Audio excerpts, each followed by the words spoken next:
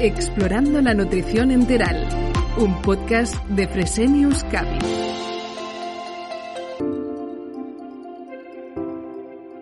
Bienvenidos a Explorando la Nutrición Enteral, un podcast iniciativa de Fresenius Kabi, donde hoy volvemos a tener el placer de contar con Marcos Vázquez en el podcast. Además, Marcos, entre otros títulos, ha escrito el libro del éxito Saludablemente. Le hemos querido invitar de nuevo para que justamente nos hable sobre la relación entre la nutrición y el cerebro. Marcos, ¿cómo estás? Bienvenido.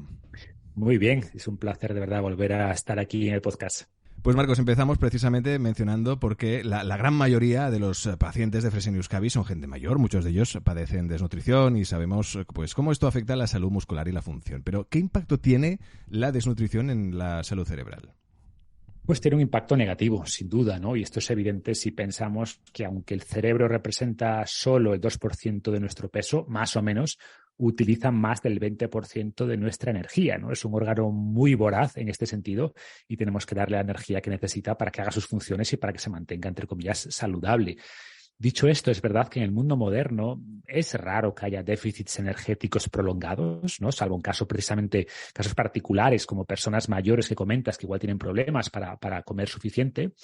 Y en estos casos, pues es importante aportar la energía necesaria, pero lo que sí es común, incluso en personas jóvenes, es que consumen mucha energía, pero pocos nutrientes, ¿no? Yo siempre digo esto de que tenemos un cerebro sobrealimentado, pero infranutrido. Como digo, comemos alimentos que son muy densos calóricamente, muchos ultraprocesados, harinas refinadas, todo esto, pero consumimos pocos alimentos densos nutricionalmente que aporten pues esos nutrientes importantes para el cerebro que luego podemos hablar, ¿no? Desde el omega 3 a ciertos polifenoles, a vitaminas del grupo B, a colina, etcétera. Y esto pues sin duda empeora la función cognitiva del cerebro, tanto a corto plazo, ¿no? O sea, hace que rindamos peor mentalmente y eleva el riesgo de trastornos neurodegenerativos a largo plazo. Claro, y desde luego se habla mucho del eje o del concepto eje intestino-cerebro. ¿Nos podrías dar una general para entender a qué nos referimos? Sí, pues a ver, hay que entender que el intestino o el sistema digestivo global, ¿no? Es muy complejo. Y es tan complejo que, entre comillas, tiene su propio cerebro, su propio sistema nervioso que le permite operar de manera independiente del cerebro, ¿no? Y por eso, de hecho, se le conoce coloquialmente como el segundo cerebro, pues a toda esta maquinaria que explico, ¿no? Y por ser más precisos o ya más técnicamente, estamos hablando en realidad del sistema nervioso entérico, que es el que, como comento, controla la digestión, controla el tránsito intestinal. Y para coordinar todas estas funciones, pues hay una comunicación constante entre el intestino y el cerebro. Y es una comunicación bidireccional, ¿no? Podríamos decir que es una autopista de doble dirección. El cerebro envía información al intestino, el intestino envía información de vuelta al cerebro. Y esta comunicación es lo que llamamos eje intestino-cerebro. Y esta comunicación realmente tiene como tres conexiones o tres mecanismos de comunicación principal. Por un lado está el sistema nervioso, principalmente, aunque no solo, pero principalmente a través del nervio vago, que se llama, pero también hay comunicación vía sistema inmune, por ejemplo, a través de citoquinas, y también hay comunicación a través del sistema endocrino, es decir, hay una comunicación también hormonal entre el intestino y el cerebro. Y a todo esto, todo este tránsito de información, se le conoce como el eje intestino-cerebro. Para la salud de nuestra microbiota y así reducir el riesgo de disbiosis, la fibra tiene mucha importancia. ¿Nos podrías explicar la diferencia entre las fibras fermentables y las viscosas? ¿Qué beneficios tienen cada una? Sí. Bueno, hay varias formas en realidad de categorizar la fibra, ¿no? Podemos hablar, pues eso como indicas, de fibras fermentables y no fermentables por un lado, y después estas fibras pueden ser también más o menos viscosas.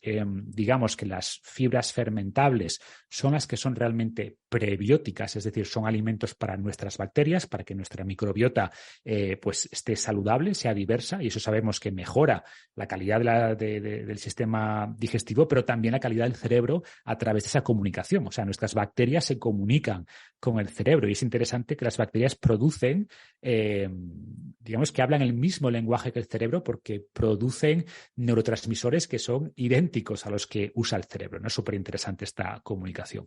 Entonces, como decía, estas fibras fermentables son alimento para estas bacterias, para que tengamos una microbiota pues rica y diversa. Y las no fermentables no son directamente alimento para las bacterias, porque como indica su nombre, no se pueden fermentar, pero se ha visto que ayudan al tránsito intestinal, ¿no? Bueno, hay matices aquí, pero en términos generales sería así. Y después, como decía, pues las fibras más viscosas, como por ejemplo el psyllium, ¿no? Una típica, en parte también algunas fibras de la avena, pues forman una especie de gel que facilita además el control glucémico, captan más colesterol en el intestino y evita que se reabsorba, etcétera, ¿no? Iría un poquito por aquí.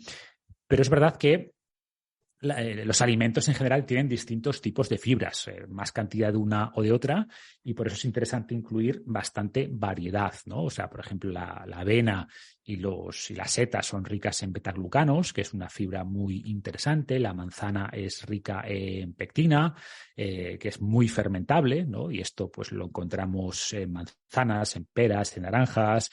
Se habla mucho también de la inulina, que es una fibra soluble que incluso ha demostrado mejorar la saciedad y ayudar a reducir peso, y esta la encontramos en cebolla, en ajo, en alcachofa, ¿no? Bueno, va por ahí un poco, ¿no? Tenemos también los mucílagos, los encontramos, por ejemplo, en las semillas de chía o de lino, que es además bastante viscosa. Entonces, digamos que cada alimento tiene una combinación distinta de estos tipos de fibras, y lo que buscamos, como decía, es una alimentación diversa, porque eso va a dar lugar a una microbiota más diversa, que no solo mejora la salud global, sino también la salud de nuestro cerebro.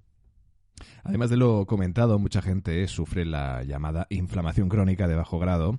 ¿Nos podrías explicar en qué consiste y cómo afecta también al cerebro? ¿Y qué tipo de dieta deberíamos seguir precisamente para revertirla? Uh-huh.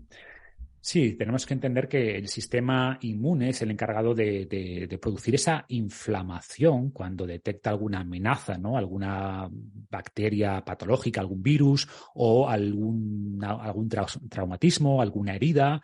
Y esa inflamación es buena, porque esa inflamación genera mecanismos un poco de protección y mecanismos también de regeneración de ese tejido que está dañado, o para eliminar esos virus, esos patógenos, etcétera, ¿no?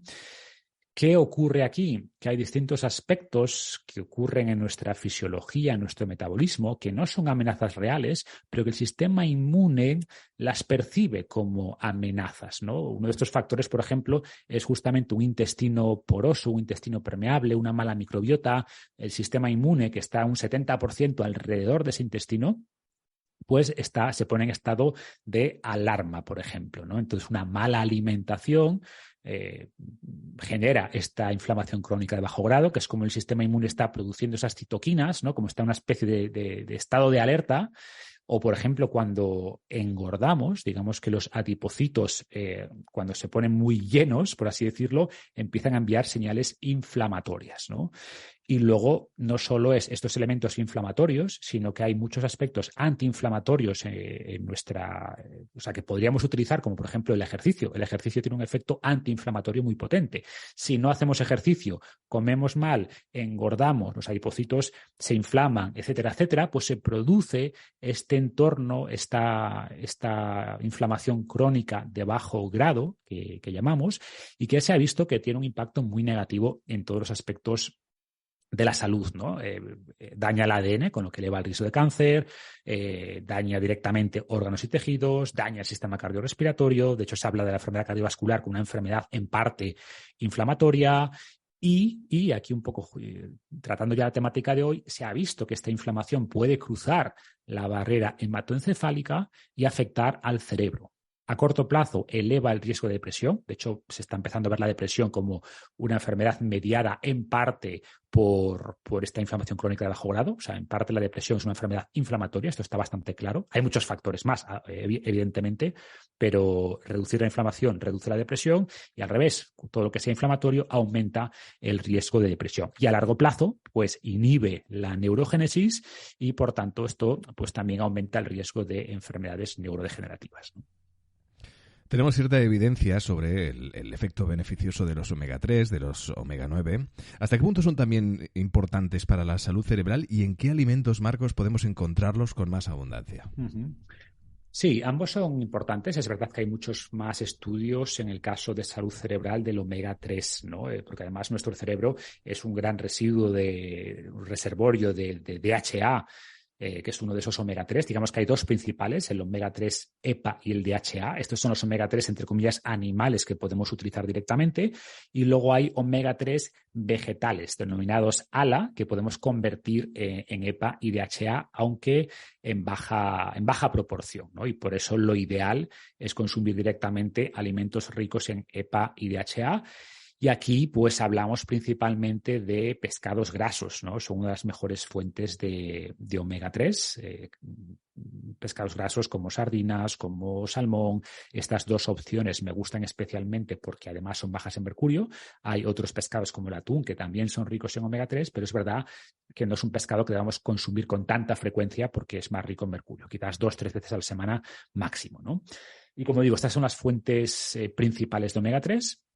Hay después algunos lácteos enriquecidos con omega 3, pero iría sobre todo a pescados grasos. Y después están esas fuentes de omega 3 vegetal, de ese ALA, como pueden ser las nueces, las semillas de lino, las semillas de chía, que, insisto, no son tan buenas fuentes porque al final hay que convertir ese ALA en EPA y DHA y la conversión suele ser baja, hablamos de menos del 5-10%, pero complementan bien ese consumo de pescado, por ejemplo, ¿no? Y se ha visto pues, que la gente que consume más EPA y más DHA, pues tiene en general pues mejor, primero tiene menos inflamación, estos omega 3 son antiinflamatorios, y luego se ha visto que tiene un efecto positivo tanto en el rendimiento cognitivo como en la protección ante trastornos neurodegenerativos, ¿no? Y omega 9 también hay ciertos estudios, pero más que omega 9 como suplemento, pues en ciertos alimentos ricos en ese omega 9, ¿no? Por ejemplo, se ha visto efecto positivo del aceite de oliva, rico en omega 9 en la salud cerebral, y también los frutos secos, ¿no? Ricos en estos ácidos grasos y que también parece que pueden ayudar al cerebro. Recientemente se habla cada vez más del concepto de reserva cognitiva. ¿Nos podrías explicar en qué consiste y cómo impacta la dieta en esta reserva? Pues podríamos resumir esta idea de la reserva cognitiva como la capacidad que tiene el cerebro de mantener su función a pesar de la acumulación de daños físicos que se van produciendo con los años, con la edad, con las enfermedades, ¿no? Y podríamos decir, por tanto, que el cerebro tiene la capacidad de resistir ese daño físico. No sabemos muy bien todavía cómo lo hace, pero es un ejemplo más de su plasticidad, ¿no? O sea, como que es capaz de trasladar actividades o funciones que realizan ciertas zonas dañadas hacia otras zonas que todavía están sanas, ¿no? Sin que haya un impacto final en las capacidades cognitivas observables. También es verdad que esta capacidad es limitada, ¿no? Y va a depender de cuánta reserva tengas en otras áreas. Entonces vemos que hay personas cuyo cerebro pues se ve ya que muestra daños, por ejemplo, típicos del Alzheimer, y sin embargo no muestra síntomas, ¿no? En pérdida de memoria, en pérdida de capacidades cognitivas, porque tiene una alta reserva cognitiva, y por tanto el cerebro lo que hace es, entre comillas, pasa funciones que realizaba en esas zonas dañadas a otras que no están dañadas. Yo hago el símil de un albañil y su caja de herramientas, ¿no? O sea, un albañil que ha ido acumulando muchas herramientas en su vida, pues va a sufrir menos si de repente pierde una de estas herramientas, ¿no? Si se le daña un martillo, pues va a usar un mazo y al final, pues más o menos el trabajo no se va a ver muy afectado. Sin embargo, si tenemos un albañil que solo tiene un martillo y un destornillador, pues y pierde el mazo, pues le va a afectar mucho más su trabajo, ¿no? Iría un poco por aquí. Dicho esto, no hay ningún alimento como tal que tenga un impacto positivo de manera individual en la reserva cognitiva. O sea, sí se ha visto un efecto en un patrón alimentario bueno en general, ¿no? Rico en los alimentos que he mencionado antes, basado en alimentos frescos mínimamente procesados. Y lo que más se ha visto que puede influir en esta reserva cognitiva, pues es más bien pues el estudio, la curiosidad, el aprendizaje. Parece que esto es lo que más influye en esta capacidad del cerebro, ¿no? O sea, buenos hábitos en general, actividad física, buena dieta y descanso, y luego este proceso de aprendizaje constante que tiene un impacto también importante en esa neuroplasticidad y en esa reserva cognitiva a largo plazo. Conocemos bien la importancia de una ingesta suficiente de proteína para precisamente prevenir la pérdida de musculatura. ¿Nos podrías contar la importancia que tiene la proteína para el cerebro y aproximadamente qué cantidades mínimas de proteína tendríamos que ingerir? Pues es importante y es verdad que se ha hablado poco tradicionalmente, ¿no?, de la proteína y el cerebro, y los estudios que salen ahora, sobre todo en personas mayores, nos indican que el consumo de proteína es importante, más allá de lo tradicional, de mantener la masa muscular, la masa ósea, pues ha visto que tiene un efecto positivo en el cerebro.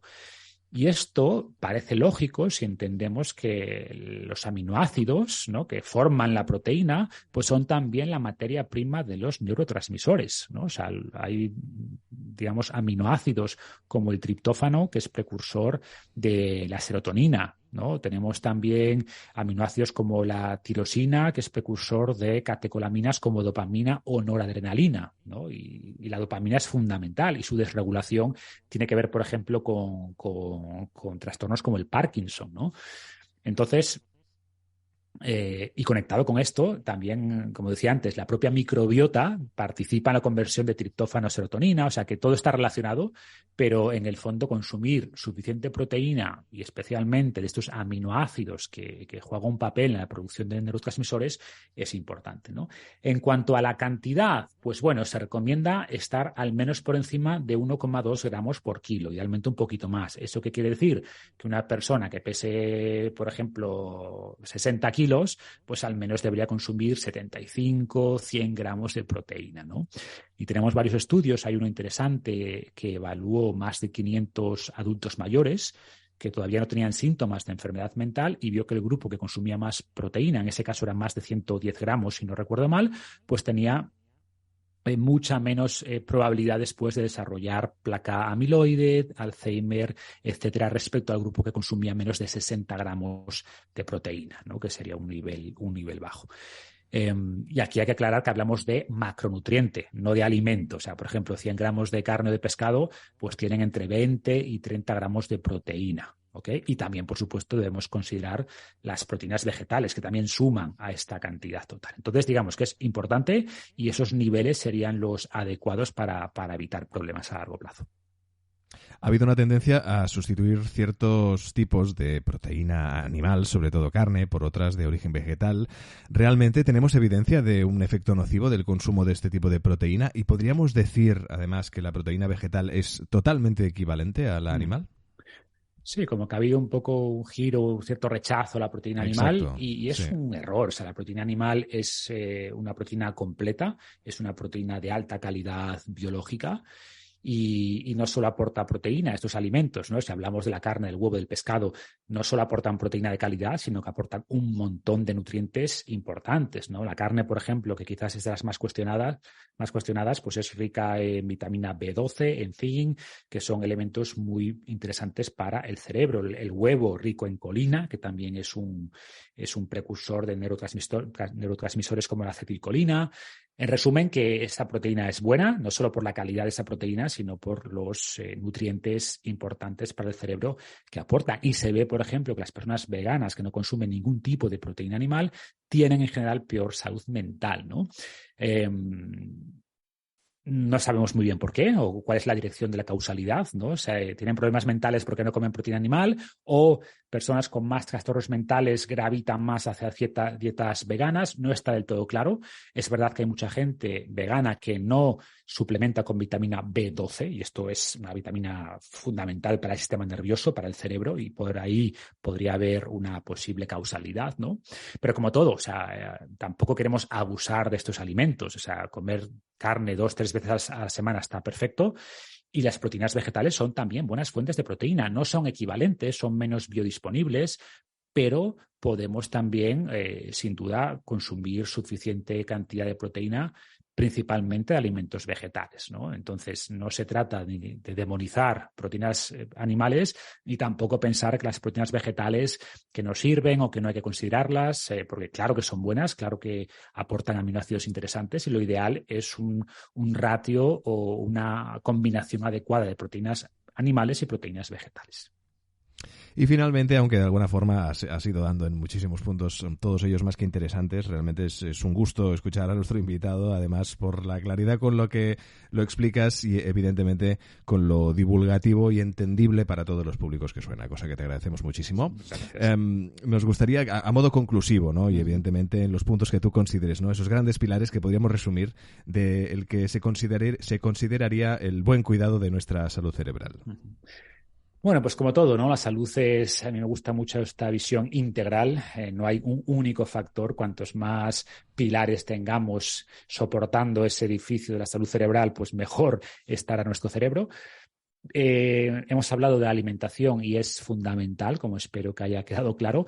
Para mí el segundo pilar, y a veces olvidado cuando hablamos de salud cerebral, es el ejercicio, ¿no? Porque solemos pensar que para cuidar el cuerpo hay que hacer ejercicio y para cuidar el cerebro hay que hacer sudokus y crucigramas, y esto no es así para nada. O sea, el cerebro es materia y se ha visto que la actividad física está al nivel de la alimentación, o incluso en muchos casos es más importante el ejercicio que la alimentación. Ojo, los dos son muy importantes, pero ahora es verdad que tenemos una epidemia de sedentarismo, mucha gente que no se mueve, que apenas se mueve, que apenas camina, y se ha visto que el ejercicio tiene un montón de beneficios para el cerebro. Punto 1, reduce esa inflamación, esa neuroinflamación que decimos que es tan problemática.